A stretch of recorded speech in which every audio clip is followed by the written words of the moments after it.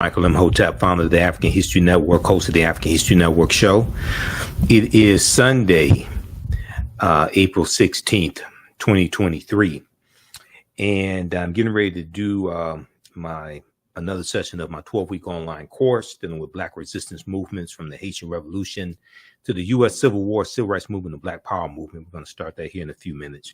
But I wanted to talk about the Colfax Massacre of April 13th, 1873. So there were articles written this past week dealing with the 150th anniversary of the Colfax Massacre, okay?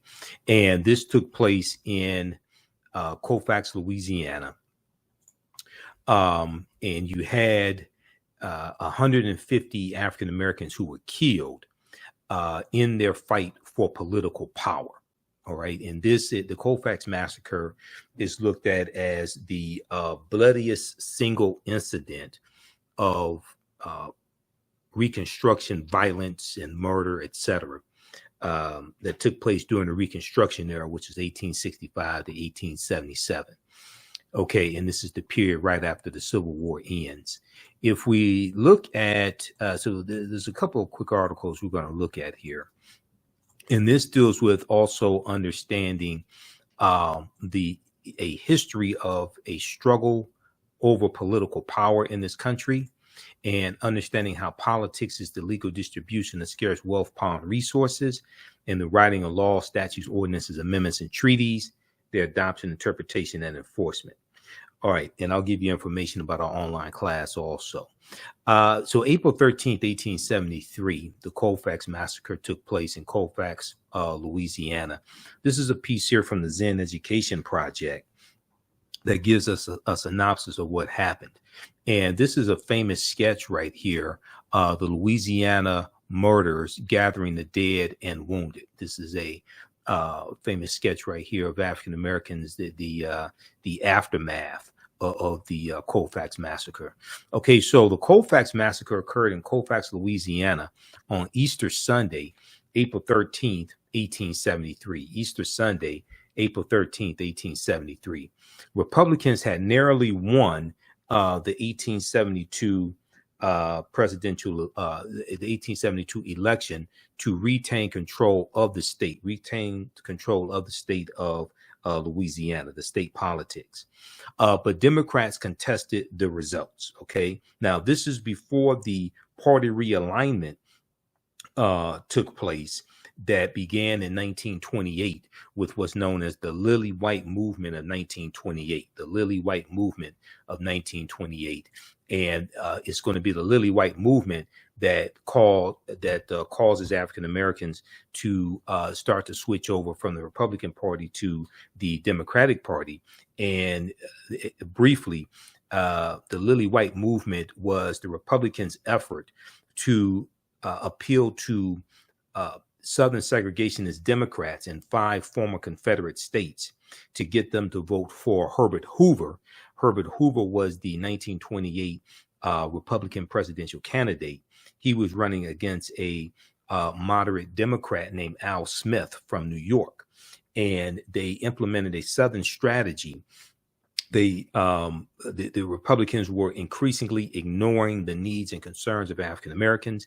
They were ignoring the rise of the Ku Klux Klan, and it's going to be that starting in 1928, you're going to see this political shift. And African Americans slowly start going over to the Democratic Party because they were more receptive to our issues, even though there was resistance, even though many African Americans were leery of the Democratic Party and leery of President Franklin Roosevelt. When Roosevelt wins in 1932 and defeats Herbert Hoover. Herbert Hoover only served 1 term.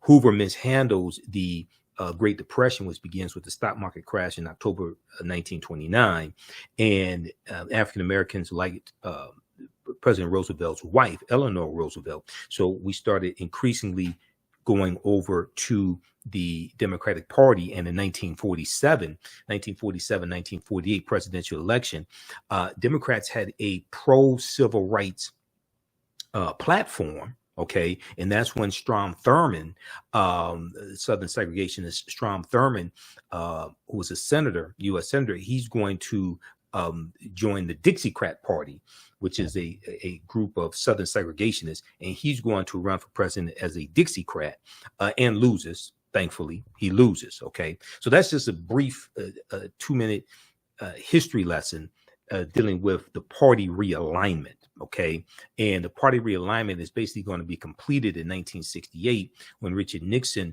wins the presidency, and we know in 64 Nixon wins the presidency.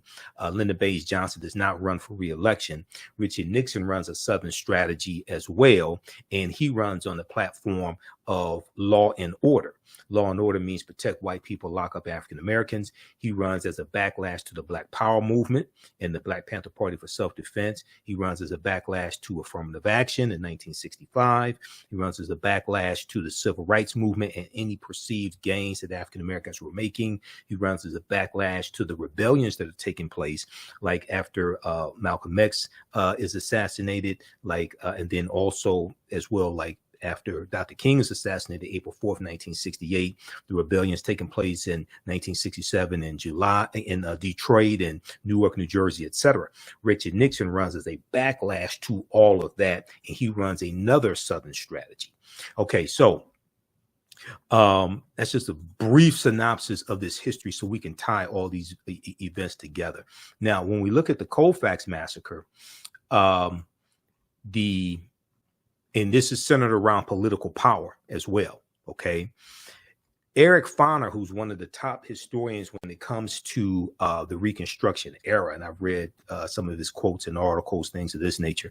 Eric Foner notes the bloodiest single instance of racial carnage in the Reconstruction era, the Colfax Massacre, taught many lessons, including the lengths to which some opponents of Reconstruction would go to regain their accustomed white supremacist authority, including the lengths to which some opponents of Reconstruction would go to regain their accustomed white supremacist authority. We're going to see that after Reconstruction ends, we're going to see these former Confederate states rewrite their state constitutions to impose poll taxes, literacy tests, and to suppress growing African-American political power. We see this starting in Florida in 1889, when Florida passes the first law dealing with, they pass 1889, Florida passes the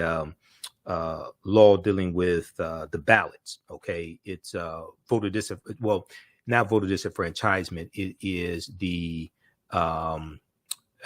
what's the word I'm looking for? It's a voter suppression law that they passed in 1889. Okay, and then 1890, Mississippi is going to do the same thing. Poll taxes, that's the word I'm looking for. 1889, Florida passes the first poll tax statewide. In 1889, then 1890, Mississippi does the same thing with the Mississippi State Convention of 1890. 1901, Alabama's going to do it in 1901. South Carolina, 1895. You're going to have Georgia, Oklahoma, etc. These other southern states are going to do this because we were being elected into statewide political office, local political office, as well as in Congress. Okay, we're going to have 2 African-American U.S. senators. We're going to have about 16 in the House of Representatives at one time.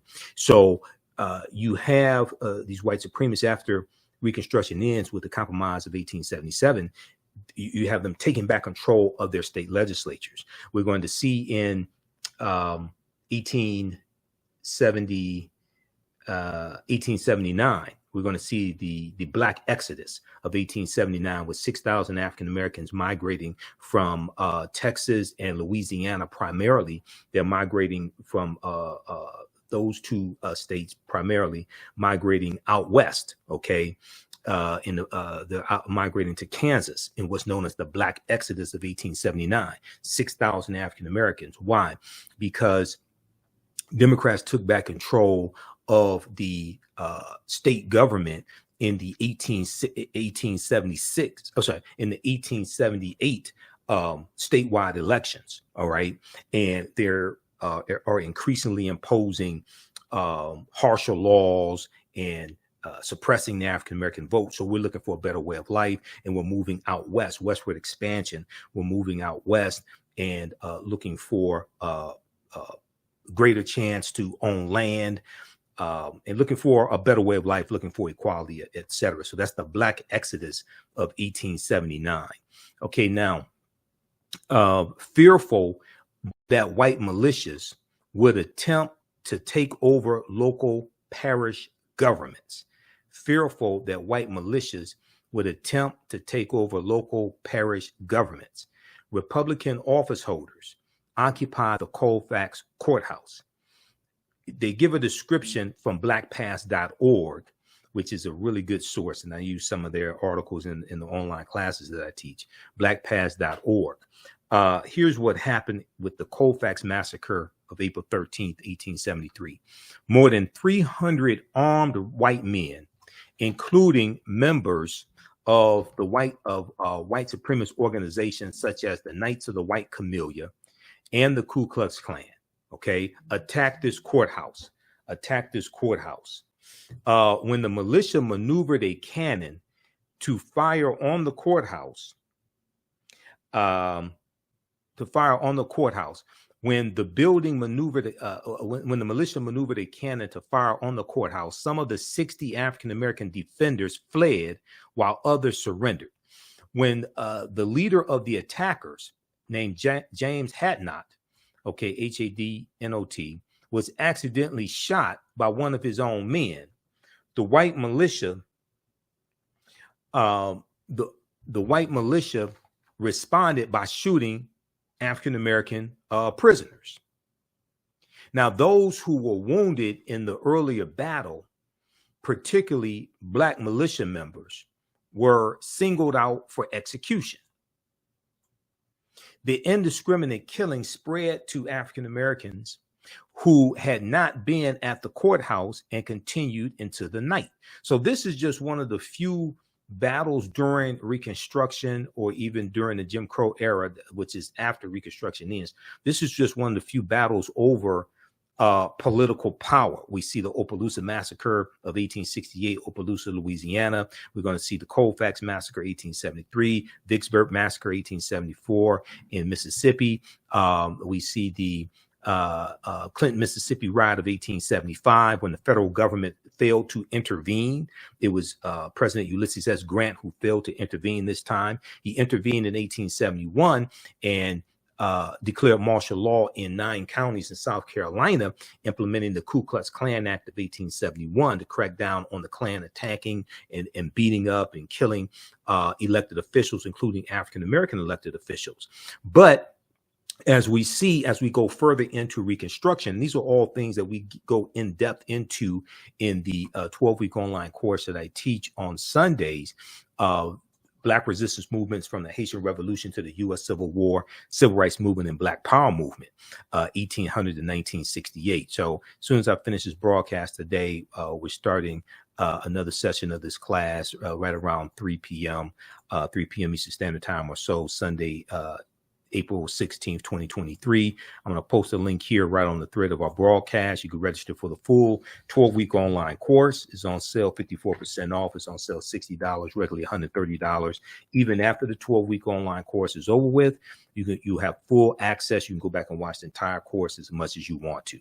This information is PG-13, I would say. You can also use this information with your children as well. And we see what happens to us, what leads up to the Civil War taking place, what happens to us after slavery ends, and the laws and policies put in place to put us on a trajectory to where we are today, to understand where we need to go from here. Your understanding of politics is directly related to your understanding of history, because politics shapes history, historical events shape policy. All right, now, the indiscriminate killing spread to African Americans who had not been at the courthouse and continued into the night. Now, although federal charges were brought against several white insurgents, the Supreme Court, U.S. Supreme Court, later ruled in the United States versus Cruikshank that the 14th Amendment only applied to state actions and offered no protections against against acts by individuals. Okay, so here you have the U.S. Supreme Court ruling against African Americans and weakening the 14th Amendment to the U.S. Constitution. All right, so this is a brief synopsis of what happened with the Colfax Massacre of 1873. There were 150 African Americans who were killed in this one-day incident, and 3 white people were killed. All right, so that's from the Zen Education Project. .org. If we look quickly here at this piece from the Smithsonian Institute, smithsonianmag.com, which is another resource that I use in my classes. And in this particular class, we look at probably 80 to 100 articles that we look at over the course of 12 weeks. And we have some various book references as well. But if we look at this article from smithsonianmag.com, the official website of the Smithsonian Institute, the 1873 Colfax Massacre set back the Reconstruction Era. The 1873 Colfax Massacre set back the Reconstruction Era. And let me pull this up here. Okay. Just a second. Here we go.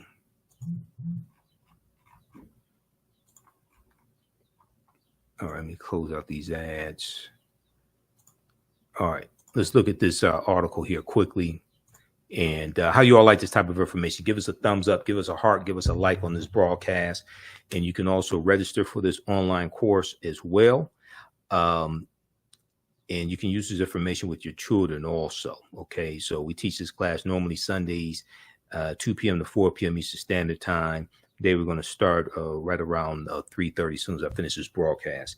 The 1873 Colfax Massacre crippled the Reconstruction Era. Occurring 150 years ago, one of the worst incidents of racial violence after the Civil War set the stage for segregation, So this article was updated April 13th, 2023, because we are commemorating the 150th anniversary of the Colfax Massacre. So here's that famous sketch that I just showed you from the Zen Education Project. This is from Harper's Weekly, May 10th, 1873. Okay, an etching of Black families gathering the dead after the Colfax Massacre. And this sketch was published in Harper's Weekly magazine, May 10th, 1873. So the Reconstruction period, which is 1865, 1877, that followed America's Civil War, was one of the worst, most violent eras in American history. During that time, thousands of African Americans were killed by domestic terrorists like the Ku Klux Klan, but also the Knights of the White Camellia and the White Knights and things like this, the Red Shirts. There were numerous domestic terrorist organizations. The Ku Klux Klan is the most well known. And these organizations tried to reinforce antebellum policies, or policies before the Civil War. Bellum is in reference to war. Ante is a prefix meaning before, who tried to reinforce antebellum policies of white supremacy. For many historians, one of the worst examples of the violence occurred 150 years ago. It's called the Colfax Massacre of 1873 in Colfax, Louisiana. Now, immediately after the war, different factions began fighting over power, and they're fighting over political power. Bitter over the Confederacy's loss, many white Southern Democrats tried their best to continue disenfranchising and restricting the right of former slaves. At the same time, insurgent white supremacist groups terrorized African Americans throughout the South. In Louisiana, the fight over the post-war government was particularly bloody, as PBS American Experience series explores, PBS Public Broadcasting System. So we see this fight over control of political power after the Civil War ends, whether it's in local government, whether it's in state government, whether it's in federal government. Okay, we're going to see this take place as you get further into the Reconstruction Era, which only lasts about 12 years. As you get into the 1870s and get into the mid to late 1870s, we're going to see a declining commitment from Republicans to continue to intervene on behalf of African Americans in Southern conflicts. Okay, and we're going to see a decline from the White House, from President Ulysses S. Grant, and then in the 1874 midterm elections, Democrats are going to take back control of the House of Representatives, which weakens the political power that Republicans have, and is going to weaken their ability to get bills passed through Congress. And then you're going to have the so you have that in 1874 taking place. Then you're going to have the Compromise of 1877, where Republicans agree to if Republicans agree that Rutherford B. Hayes, the Republican candidate for president, will remove the remaining Union troops out of the South, like in Florida and Louisiana. The Union troops are still in 3 states in the South. He will remove the remaining Union troops out of the South, which will allow the Democrats to take back full control of these state legislatures, rewrite the state constitutions, impose white supremacist laws, etc., segregation, things like this. And this is in exchange for Rutherford B. Hayes to become president. And this is what happens. Okay, we're going to see a lot of these gains that we made during this 12-year period of time during Reconstruction. We're going to see this come to a screeching halt. We look at Tennessee. Tennessee's in the news dealing with Representative Justin Pearson, Representative Justin Jones being expelled from the Tennessee state legislature in what I call a high-tech political lynching, which is reminiscent of lynchings that took place in Tennessee, but also Tennessee has a history of suppressing the African-American vote as well. So when we look at 1881, Tennessee, their state legislature, they impose segregation on streetcars and railroad cars, things of this nature. This is Tennessee in 1881. All right, now, very briefly here, simmering resentments between Southern Democrats, many of whom were former slave owners, and the Republican-dominated federal government exploded in the 1872 election for Louisiana's governor. The ballot resulted in a hotly contested split between the Republican and Democratic candidates when President Ulysses S. Grant sent federal troops to support the Republican candidate.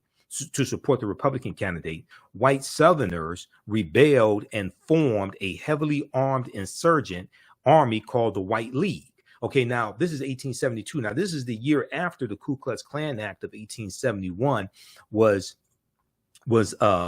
passed by Congress. It's the third of the 4 enforcement acts, and even though the U.S. Supreme Court weakened the bill in about around 1883 or something like that, even though they weakened it, it's still on the books today. Okay, the Ku Klux Klan Act of 1871, and it gave the authority to the President of the United States to impose martial law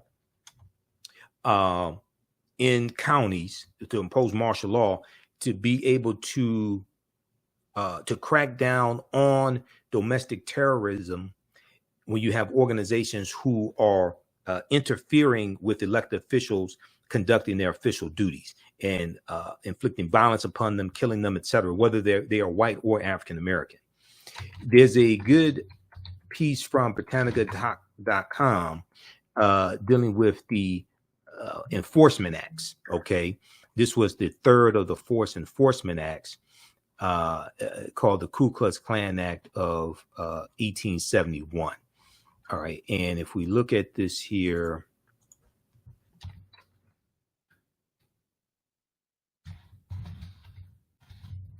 let me see, we could pull this up quickly. Let's see, where is this? Oh, also history.house.gov has information on this as well. So house.gov is the official website of the House of Representatives. History.house.gov is the official website. It's the history section of the U.S. Representatives, the history section. Okay, so if we look at this here,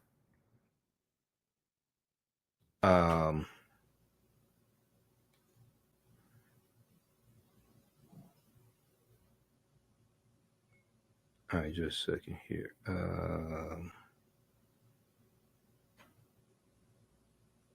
So if we look at this,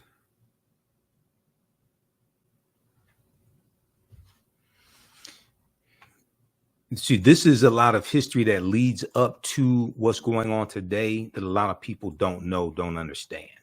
All right. The Ku Klux Klan Act of 1871. Check this out from history.house.gov. All right, April 20th, 1871. On this date, the House approved an act to enforce the provisions of the 14th Amendment to the U.S. Constitution and for other purposes, also known as the Ku Klux Klan Act. It was introduced as H.R. 320 on March 28th, 1871 by Representative Samuel Shalabarger of Ohio. The bill passed the House on April 6th and returned from the Senate with amendments April 14th.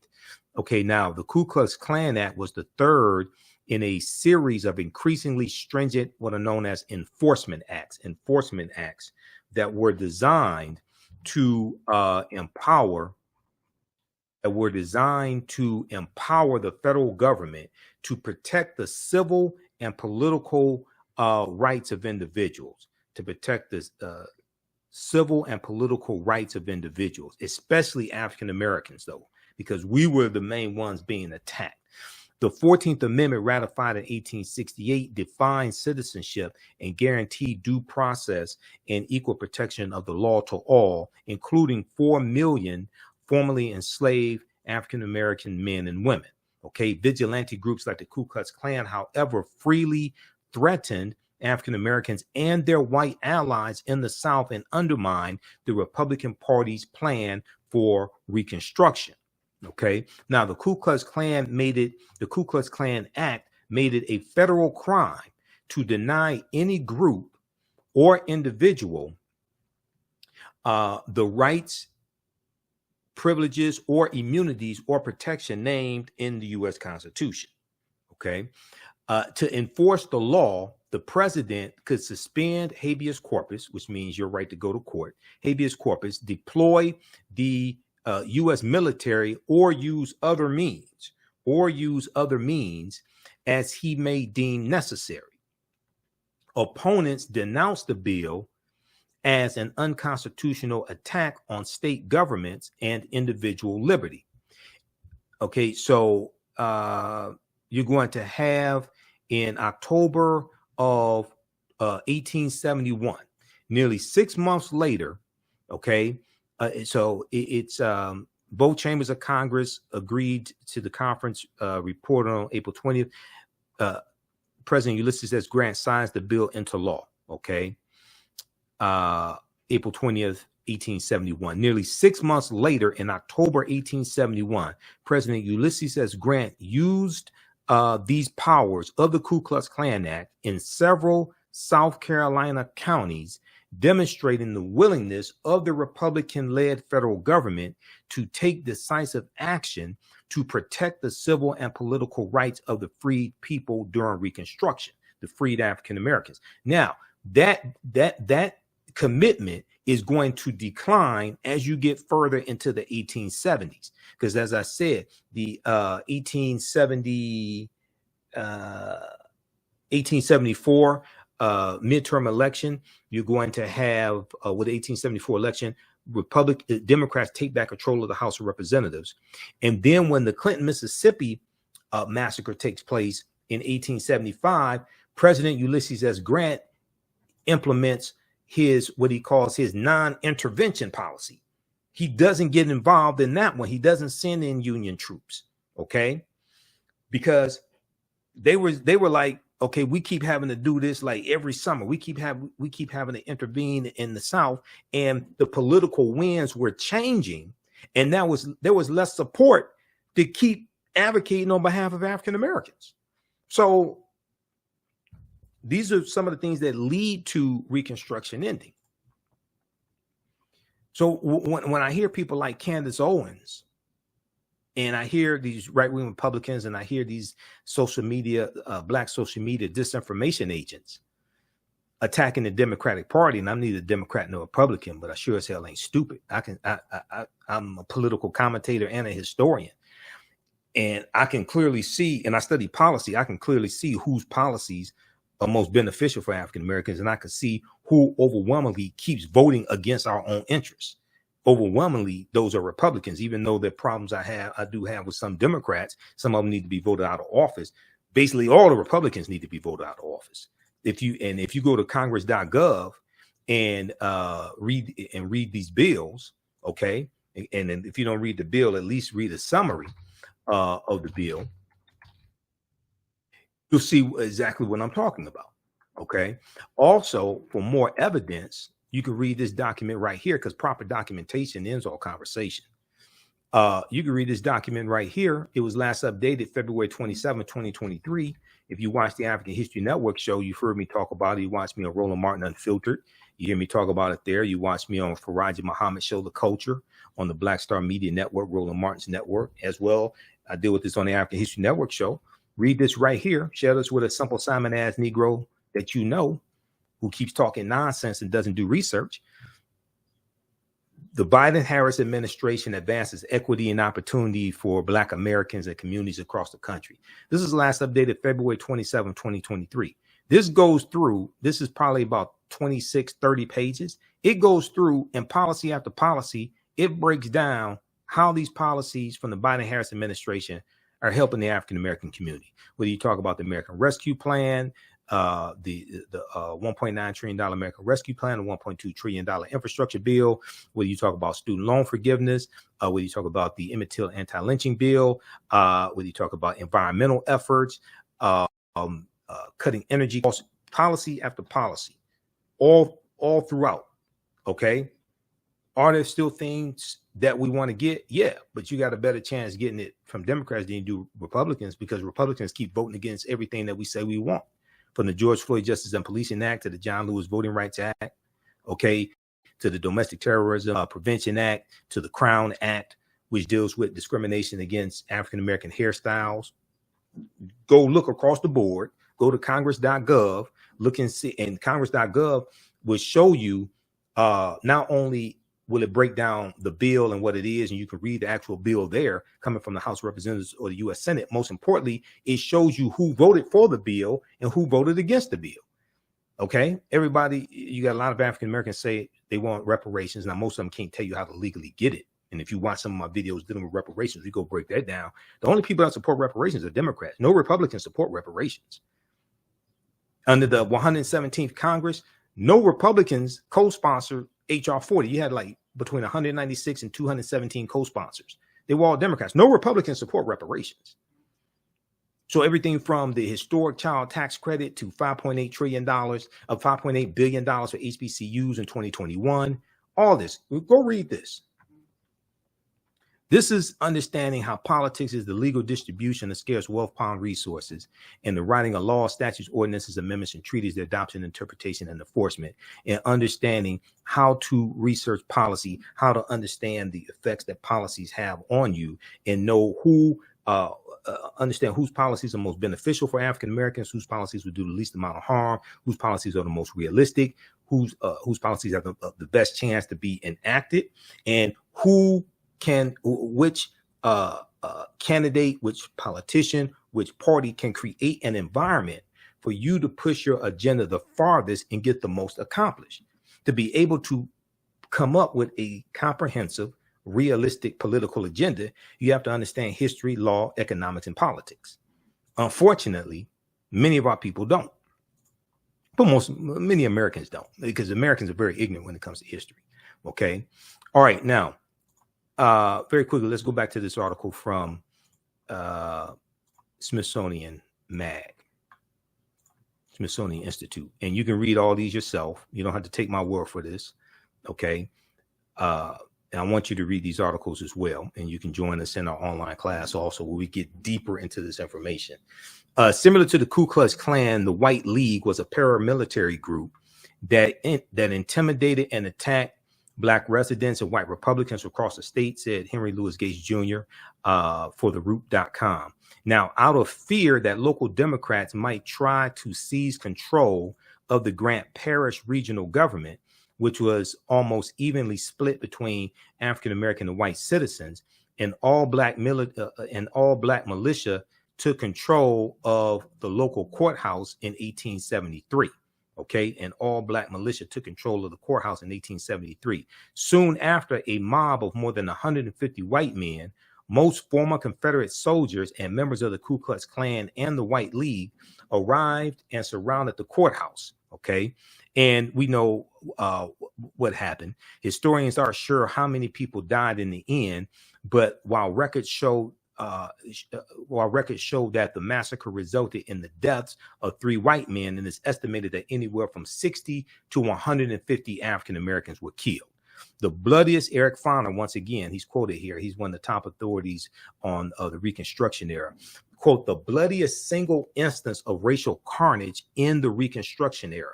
The Colfax Massacre taught many lessons, including the lengths to which some opponents of Reconstruction would go to regain their accustomed authority. We're talking about white supremacy. Now, Eric Foner wrote this in his book, Reconstruction, America's Unfinished Revolution, 1863-1877. He went on to say, quote, among blacks in Louisiana, the incident was long remembered as proof that in any large confrontation, they stood at a fatal disadvantage. Now, while the massacre made headlines across the country and 97 members of the white mob were indicted, in the end, only 9 men were charged of violating the Enforcement Acts of 1870 and 1871, sometimes known as the Ku Klux Klan Acts, which were intended to guarantee the rights of freedmen and freedwomen under the 14th and 15th Amendments. Now, at this time, the 15th Amendment did not apply to women. Okay, it just applied to African American men, guaranteeing the right to vote. Now, lawyers for the victims believed that they had a better chance of bringing the ringleaders to justice in a federal court, citing conspiracy convictions instead of charging them with murder, which would have been tried in the heavily Democratic state courts. Okay, but the plan backfired. The defendants appealed. And when the case eventually came before the U.S. Supreme Court in 1876, the U.S. Supreme Court justices overturned the lower court's convictions, ruling that the Enforcement Acts applied only to actions by the state, not by the individuals. Okay, read the rest of this article here at SmithsonianMag.com. The 1873 Colfax Massacre set back the Reconstruction. The Reconstruction era, occurring 150 years ago. It was April 13th, 1873, that the Colfax Massacre took place in Louisiana, one of the worst incidents of racial violence after the Civil War set the stage for segregation. All right. Now, very, very quickly, once again, you can register for this 12-week online course that I teach.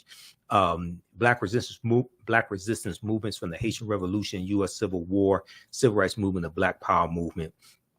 We're teaching the class today, April 16th. So I'm about to teach it now. As soon as I stop this broadcast here, we're about to join students in my online school.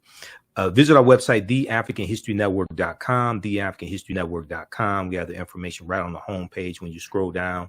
This class is on sale $60, regularly $130. We do the sessions live. All the sessions are archived and recorded. You can go back and watch it anytime. A year from now, 2 years from now, you can go back and watch the entire class. And then we also have a bundle pack. You get my Saturday class, Ancient Kemet, the Moors, and the Ma'afa, Understand the Transatlantic Slave Trade, what they didn't teach you in school. And the next sessions of those are April. We just had a great class, April 15th, Saturday, April 15th. So you'll be able to watch that one in the previous classes, April 22nd, 29th, and then going into May as well. Okay, and click right here for the full course. Is on sale $60, and then the bundle pack. We scroll down. We have the bundle also. We get both classes for $100. That's a $300 value because there'll be 5 of my lectures in the video library, free in streaming format. Okay. Now, the Reconstruction era is not taught very much in schools. Okay.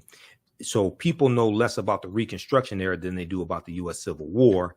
And most Americans' knowledge about the U.S. Civil War is not that good at all either. There's a good article that I reference in the classes. This is from Time magazine, time.com.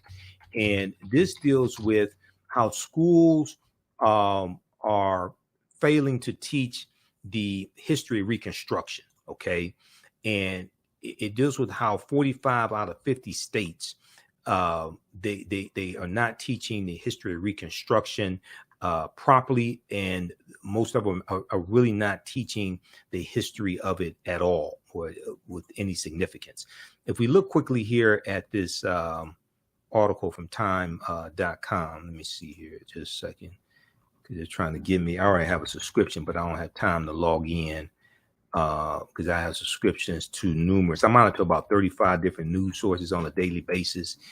You see me on different shows. You see me on Roland Show, Faraji Muhammad Show. I do local radio here in Detroit also.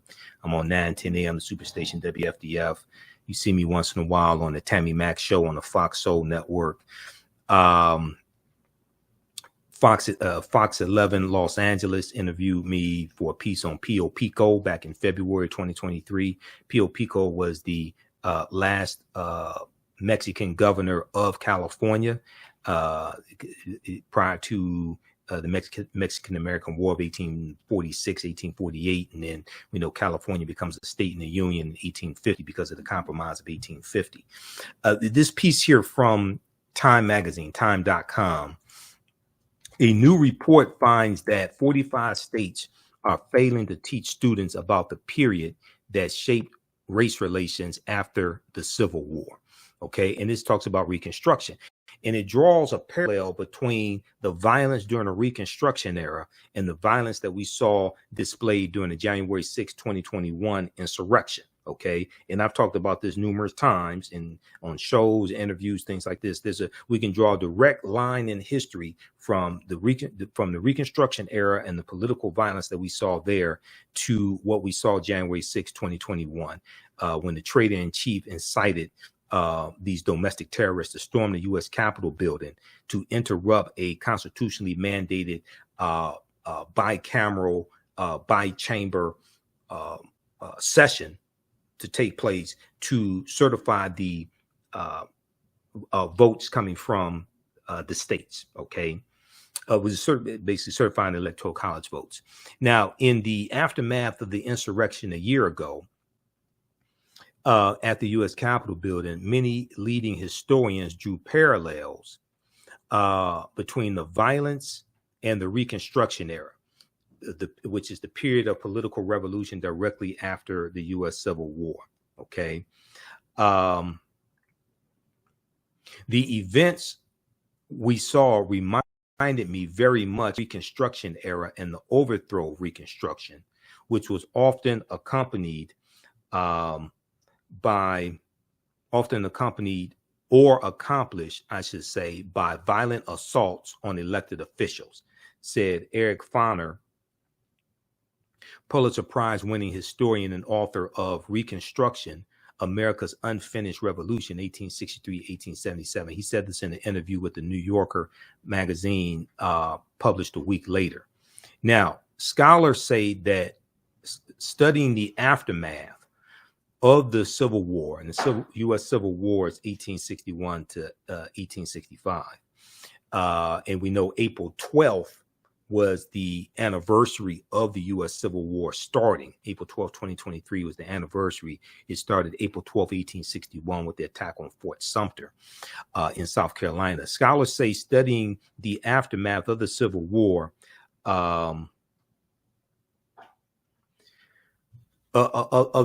can help put in context many of the most seminal events in the U.S. in recent years. From the brutal murder of George Floyd by police in 2020 to voter suppression laws enacted after Black voters played a big role in helping Joe Biden and Kamala Harris be elected to the White House as president and vice president in 2020. But despite the timeliness of the era in today's climate, many students in American schools will not get a full education on Reconstruction until they go to college. Okay. But the problem is most of them are not going to go to college. So how do they get this history lesson? Where do they get this information from? And then you have, in many former Confederate states, you have school boards, or at the state level, like in Florida under Governor Ron DeSantis, you have them passing these various anti-woke bills. You have them passing bills banning books and restricting the type of history and what aspects of history can be taught in school to further suppress this information. And this is how you manipulate people, by keeping them ignorant of history and politics. In social studies standards for 45 of 50 states and the District of Columbia, discussion of Reconstruction is partial or non-existent, according to historians who reviewed how the period is discussed in K through 12 social studies standards for public schools nationwide. In a report produced by the education nonprofit, the Zen Education Project, the report studies, the study's authors say they are concerned that American children will grow up to be uninformed about a critical period of history that helps explain why full equality remains unfulfilled today. Okay. Historians are saying that they are concerned, and the studies authors are saying that they are concerned that American children will grow up to be uninformed about a critical period of history that helps explain why full racial equality remains unfulfilled today. Okay, you could throw in there reparations as well. We're trying to get reparations. Most of these strategies for reparations ain't going to work in the first place, but we're trying to get this. And you got a down electorate, as well as many people in elected office, especially Republicans, who are ignorant of history in the first place. All right. So check this out. We hope to see you in class. I do this on Sundays, 2 p.m. to 4 p.m. Eastern Standard Time. Today we're starting later. We're about to start right now because we're about to end this broadcast. You can join us in our online class. The link is here. And visit our website, theafricanhistorynetwork.com, theafricanhistorynetwork.com. You can register for it there also. And we'll be on live tonight, 9 p.m. To 11 p.m. Eastern Standard Time for the African History Network show. We'll broadcast on 9:10 a.m. Superstation WFDF, and then also on Facebook and YouTube. So we have some good stuff for you for our Sunday night show. Also, if you want to support the African History Network, $, the AHN show through Cash App, $, the AHN show through Cash App, then also through PayPal, paypal.me/the AHN show. This helps us keep doing the research, stay on the air, keep broadcasting, pay some of the bills, etc. We have the information right here. This is our official Cash App account, $, the AHN show, SHOW. When you go to it, it says Michael and shows my picture there. These other ones here are fake African History Network Cash App accounts. There are like 5 fake accounts I've identified that have been stealing money from us. So I'm still trying to get those shut down as well. Okay. And then when you click right here on the link, it shows our QR code there also. So this helps us keep doing the research, stay on the air, keep broadcasting, pay some of the bills, finance the research, etc. All right, look, we have to get out of here. Remember, right knowledge corrects wrong behavior. It's not over till we win. Wakanda forever. Talk to you next time, and we'll see you in class. Peace.